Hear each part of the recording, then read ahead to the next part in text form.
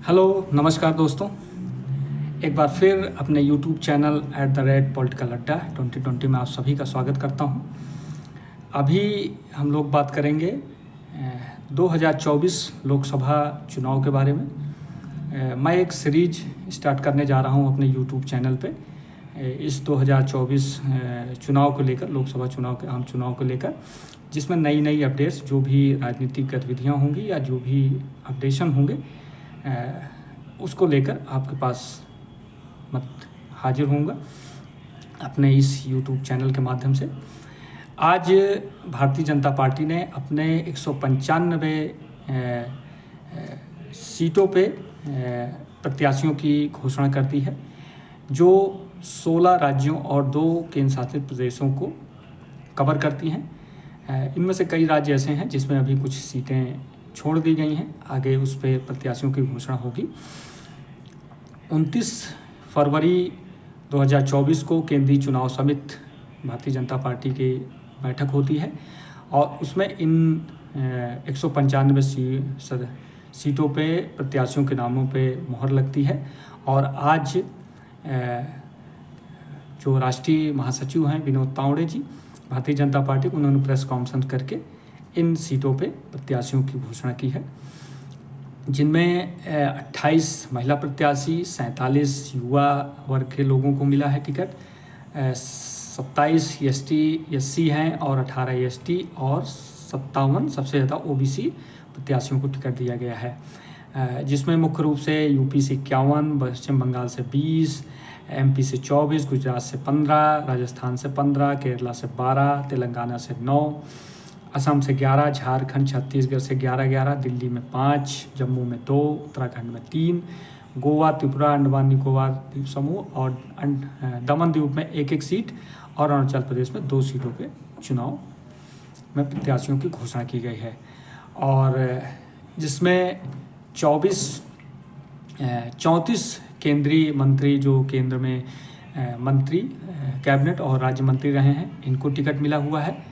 और उसके अलावा यूपी में 51 सीटों पर प्रत्याशी उतारे गए हैं, जिसमें से 4 सीट ऐसी हैं जिस पे नए प्रत्याशी उतारे गए हैं, बाकी सभी रिपीट हुए हैं, जिनमें मुख्य रूप से वाराणसी से प्रधानमंत्री नरेंद्र मोदी जी, लखनऊ से स्मृति ईरानी जी, अमेठी से लखनऊ से राजनाथ सिंह जी, केंद्रीय रक्षा मंत्री, और स्मृति ईरानी जो पिछली बार अमेठी से लड़ी थी, राहुल गांधी को चुनाव हराया था, इस बार उनको फिर से टिकट वहाँ से मिला है।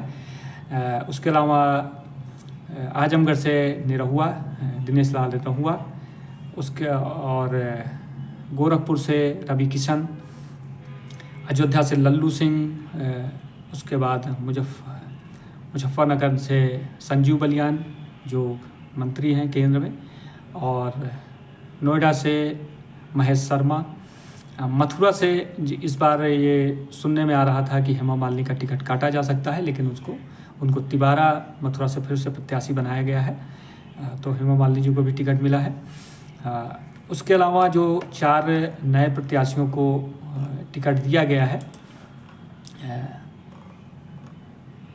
उसमें एक मिनट, उसमें श्रावस्ती से साकेत मिश्रा, अम्बेडकर नगर से रितेश पांडे, जो पिछली बार बसपा से चुनाव जीत के आए थे, इस बार उनको भारतीय जनता पार्टी ने टिकट दिया है। जौनपुर से कृपाशंकर सिंह हैं, जो पूर्व में कांग्रेस पार्टी में शामिल रहे हैं और मुंबई में राजनीति करते रहे हैं। महाराष्ट्र में वो गृह राज्य मंत्री का दायित्व संभाल चुके हैं, उसके अलावा मुंबई प्रदेश अध्यक्ष भी रहे हैं, और उनको जौनपुर से टिकट मिला है। और उसके अलावा नगीना से ओम कुमार को टिकट मिला। उसके अलावा सारे लगभग प्रत्याशी रिपीट हुए हैं, जगदम्बिका पाल हों या कौशल किशोर, साक्षी महाराज, मतलब लगभग जो है जितना, अजय मिश्रा ट्रेनी, इन सभी लोगों को फिर से उत्तर प्रदेश में टिकट मिला है। मध्य प्रदेश में बदलाव हुआ है, जैसे विदिशा से पूर्व मुख्यमंत्री शिवराज सिंह चौहान को टिकट मिला है। प्रज्ञा सिंह ठाकुर का टिकट सुनने में आ रहा था, उनका टिकट काट दिया गया है। वहाँ से प्रत्याशी चेंज किया गया है। उसके अलावा गुना जो पिछली बार ये क्या नाम ज्योतिरादित्य सिंधिया केपी यादव से चुनाव हार गए थे, उनको इस केपी यादव को टिकट काट के ज्योतिरादित्य सिंधिया को टिकट मिला है। खजुराहो से वीडी शर्मा जो प्रदेश अध्यक्ष हैं उनको मिला। भोपाल से आलोक शर्मा को टिकट मिला है। प्रज्ञा सिंह ठाकुर का टिकट वहाँ काट दिया गया है। इसी तरह पूर्व कैबिनेट मंत्री केंद्र में जो भूपेंद्र यादव हैं उनको अलवर से सीट से टिकट मिला है। गजेंद्र सिंह शेखावत को फिर से जोधपुर से, ओम बिरला को कोटा से जो लोकसभा अध्यक्ष हैं, सीपी जोशी को चित्तौड़गढ़ से, दुष्यंत सिंह झालावाड़ से। यहाँ सुनाई दे रहा था कि शायद वसुंधरा राजे को टिकट मिल सकता है, लेकिन वो दुष्यंत सिंह को फिर से वहाँ रिपीट किया गया है। और केंद्रीय मंत्री अर्जुन राम मेघवाल पर बीकानेर से फिर से पार्टी ने भरोसा जताया है। केरल में इस बार जो राजीव चंद्रशेखर हैं वो तिरुवनंतपुरम से चुनाव लड़ेंगे शशि थरूर के खिलाफ, जो वहाँ से 3 बार से लगातार जीत रहे हैं। उनके खिलाफ राजीव चंद्रशेखर चुनाव लड़ेंगे। बाकी और सीटों पे 12 सीटों पे केरल में भी प्रत्याशी उतारे गए हैं। खासकर जो बदलाव हुआ है वो दिल्ली में तो एक तरह से पुराने सभी प्रत्याशियों को हटा दिया गया है। 5 सीटों पे दिल्ली में 5 सीटों पे प्रत्याशियों की घोषणा हुई है, और जिसमें से चांदनी चौक से हर्षवर्धन, रमेश बिधूड़ी, गौतम गंभीर, प्रवेश वर्मा, इन सभी के टिकट काट दिए गए हैं। सिर्फ जो है पुराने लोगों में मनोज तिवारी का टिकट रिपीट हुआ है, उनको फिर से टिकट मिला है। उसके अलावा चांदनी चौक से प्रवीण खंडेवाल, जहां से हर्षवर्धन चुनाव लड़ते थे, नॉर्थ ईस्ट से मनोज तिवारी, नई दिल्ली से बासुई स्वराज जो पूर्व केंद्रीय मंत्री स्वर्गीय सुषमा स्वराज की पुत्री हैं और सुप्रीम कोर्ट में लॉयर भी हैं, उनको टिकट मिला है। युवा हैं और दिल्ली में प्रदेश प्रवक्ता का भी काम देखती हैं। पश्चिमी दिल्ली से कमलजीत सहरावत को टिकट मिला है। प्रवेश वर्मा का टिकट काट दिया गया है। उसके बाद दक्षिण दिल्ली से रामवीर सिंह बिधूड़ी को टिकट मिला है, जो नेता प्रतिपक्ष हैं दिल्ली विधानसभा में। तो दिल्ली में उसके अलावा गौतम गंभीर ने चुनाव लड़ने से मना कर दिया था, तो वहाँ पे भी प्रत्याशी की घोषणा नहीं हुई है।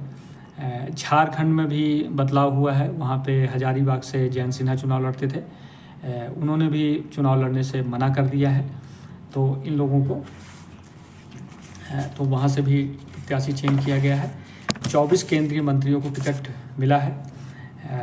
जो प्रमुख लोग हैं जिनका टिकट इस बार नहीं मिला है उसमें प्रज्ञा ठाकुर, केपी यादव, गौतम गंभीर, मीनाक्षी लेखी, हंसराज हंस, डॉक्टर हर्षवर्धन, रमेश बिधूड़ी जैसे लोगों को टिकट इस बार नहीं मिला है। इस बार 2 पूर्व मुख्यमंत्रियों को भी टिकट मिला है, जिसमें सर्वदानंद सोनोवाल हैं और एक और हैं, उनको टिकट मुख्यमंत्री शिवराज सिंह चौहान जो पूर्व मुख्यमंत्री रहे हैं, इनको भी चुनाव मैदान में उतारा गया है। एक तरफ भारतीय जनता पार्टी अपने लोकसभा चुनाव को पूरी तरह से वो कैंपेन मोड में आ गई है, चुनावी मोड में आ गई है। लगातार प्रधानमंत्री जी के दौरे भी स्टार्ट हो गए हैं। अभी चुनाव आयोग ने तारीखों की घोषणा नहीं की है, लेकिन प्रधानमंत्री और पूरी भाजपा पार्टी जो है चुनावी मोड से काम कर रही है। इस समय उद्घाटन और शिलान्यास की एक सीरीज की चल रही है, जिसमें प्रधानमंत्री जी भाग ले रहे हैं और केंद्रीय मंत्री भी अलग अलग स्थानों पर जाके जो नई नई चीज़ें बनी हैं उनका उद्घाटन कर रहे हैं, नए कामों का शिलान्यास किया जा रहा है। और अभी 195 लोगों की लोकसभा उम्मीदवारों की सूची भी जारी हो गई है। लगातार प्रधानमंत्री जी की रैलियां भी स्टार्ट हो गई हैं। लगभग 15 मार्च तक केंद्रीय चुनाव आयोग चुनाव की घोषणा कर सकता है। वहीं विपक्ष में अभी पूरी तरह से बिखराव है। इस पे भी एक वीडियो मैं शायद कल हो सकेगा तो बनाऊंगा। एनडीए गठबंधन और विपक्षी पार्टियों का जो विरोधाभास है और अभी उनमें सीट शेयरिंग को लेकर मतभेद चल रहे हैं।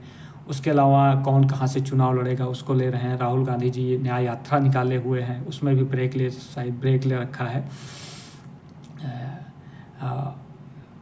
उसके बारे में बात करेंगे।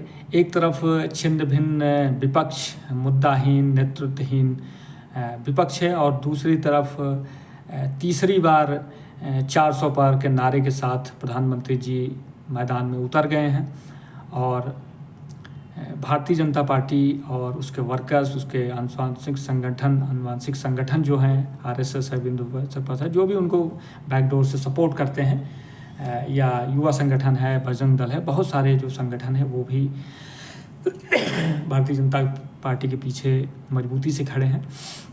और पूरी पार्टी और पूरे कार्यकर्ता, प्रधानमंत्री जी ने अपने सभी कार्यकर्ताओं से अपील की थी कि 100 दिन हमको मेहनत करनी है और उसके बाद जो है फिर से विकास यात्रा में जुड़ जाना है। और एक तरफ भारतीय जनता पार्टी है जो पूरी तरह से चुनावी कैंपेन में आ गई है और दूसरी तरफ हमारा विपक्ष है जो अभी चुनाव में प्रत्याशियों की घोषणा की बात तो दूर है, अभी सीट शेयरिंग और आपसी सामंजस्य क्या मुद्दे होने हैं, इन सब पे ही अभी उनमें विरोधाभास चल रहा है। तो ये थी आज की लिस्ट भारतीय जनता पार्टी ने जो जारी की है। आगे जो और भी अपडेट्स होंगे उसको लेकर हाजिर होंगे। ये मेरा यूट्यूब चैनल है @पॉलिटिकल अड्डा 2020। इसको आप लोग ज़्यादा से ज़्यादा लाइक करें, सब्सक्राइब करें, शेयर करें। मैंने पहले ही बताया है कि मैं एक लोकसभा चुनाव को लेकर एक सीरीज स्टार्ट कर रहा हूँ। तो हर दूसरे दिन, तीसरे दिन जो भी राजनीतिक गतिविधियों में और राजनीति में अपडेट्स होंगी उसको लेकर हाजिर होता रहूँगा। जय हिंद, जय भारत।